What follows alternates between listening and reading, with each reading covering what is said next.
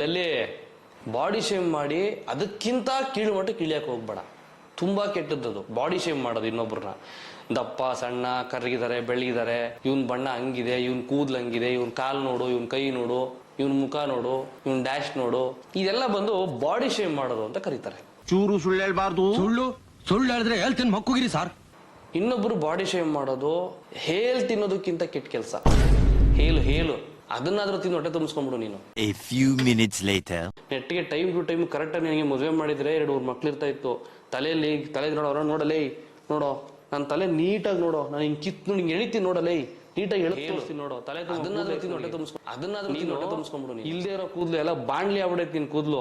ಅದನ್ನ ಹಿಂಗ್ ಮಾಡ್ತೀಯ, ಹಿಂಗ್ ಮುಂದಕ್ಕೆ ಬಾಚ್ಕೊಂಡು ಜೀವನ ಮಾಡ್ತಿದ್ಯಾ ನೀನು. ನಾನು ಹಂಗ್ ಮಾಡೋ ಅವಶ್ಯಕತೆ ಇಲ್ಲ.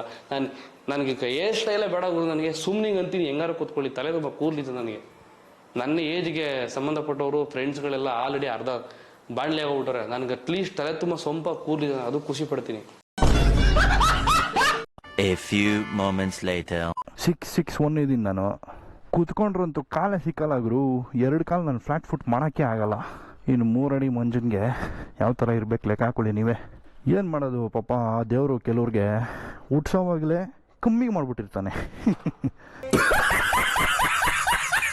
ಹೇಲ್ ಹೇಲ್ ಹೇಲ್ ಹೇಲ್